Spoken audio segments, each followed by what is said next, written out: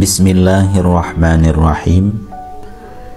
Syekh Nawawi Al-Bantani di dalam karya beliau Muraqqil Ubudiyah menuliskan, wa'lam annal insana la yasta'zimu nafsahu illa wa huwa ya'taqidu anna laha sifatan min sifatil kamali diniyatan au duniyawiyatan.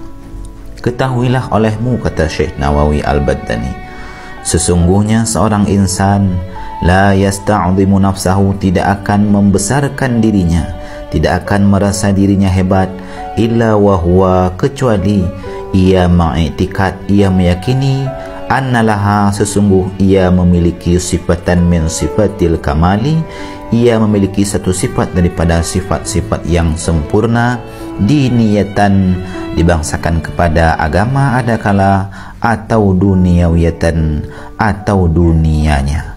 Maksudnya, kata Syekh Nawawi Al-Bantani, seorang manusia tidak akan menjadi sombong kecuali ia merasa ia memiliki kelebihan atau sifat-sifat yang sempurna adakala pandangan agama ataupun dunianya.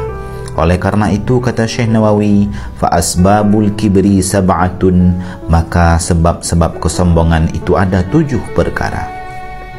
Yang pertama, kata beliau, al-awwalu al-ilmu. Yang pertama sebab seorang menjadi sombong adalah ilmu. Di saat seorang telah memiliki ilmu, maka ia terkadang merasa ia lebih hebat dibanding dengan orang lain, sebagaimana pernah diisyarahkan oleh Nabi sallallahu alaihi wasallam, afatul ilmi al-khuyala, kebinasaan ilmu itu adalah kesombongan. Inilah sebab yang pertama orang terkadang menjadi sombong di ketika telah dianugerahkan ilmu oleh Allah Subhanahu wa taala. Wal ilmul haqiqi, ilmu yang hakiki, itulah ilmu ya'rifu, yang ia mengenal dengan ilmu tersebut akan dirinya dan mengenal dengan ilmu tersebut akan Rabb atau Tuhannya. Inilah ilmu yang hakiki, sehingga di ketika ia mengenal dirinya ataupun Tuhannya, maka ia akan merasa hina, lemah dan seterusnya. Kemudian yang kedua, kata Syekh Nawawi Al-Bantani, wasani al-amalu wal ibadah. Yang kedua sebab daripada kesombongan adalah ilmu dan ibadah.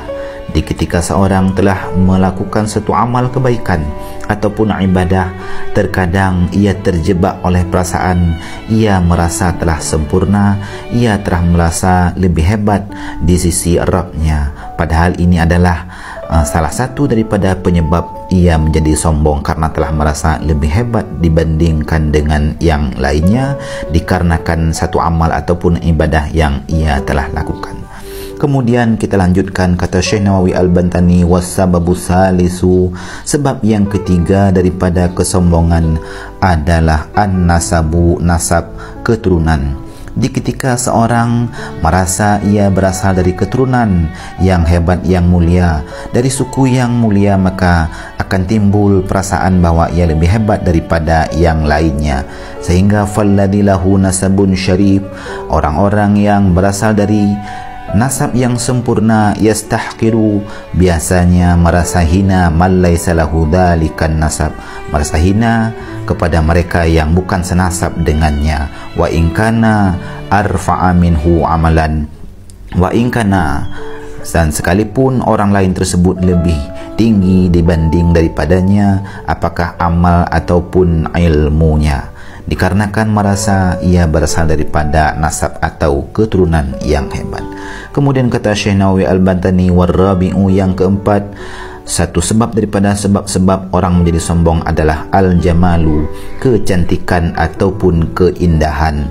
Merasa diri lebih hebat, lebih indah, lebih cantik dibanding dengan orang lain. Ini pun menjadi sebab bahawa timbulnya perasaan sombong terhadap dirinya. Wadhalika, kata Syekh Nawawi Al-Bantani, aktaru ma yajri bainan nisa'i, ini sering terjadi terhadap orang-orang perempuan yang merasa ia lebih cantik, lebih indah dibanding dengan orang lain. Wa yad'u dzalika ilal ghibati wa dzikri uyubin nas.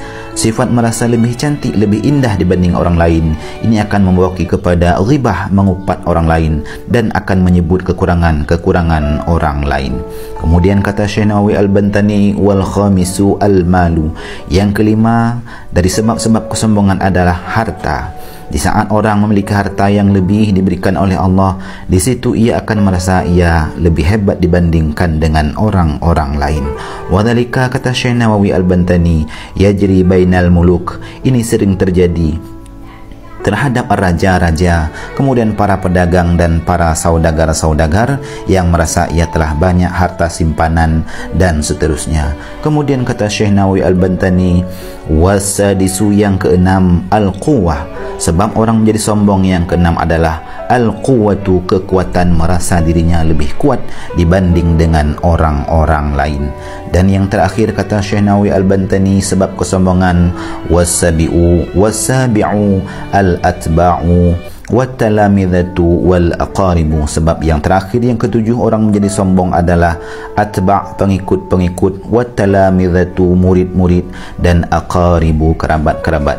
Wa yajri dzalika, dan ini sering terjadi terhadap mereka para raja, para pemimpin, para pembesar-pembesar pada memperbanyak atau pada banyaknya tentara, dan para ulama-ulama yang mereka merasa banyaknya pengikut-pengikut yang telah mengistifadah atau berbakti, mengambil faedah terhadap mereka.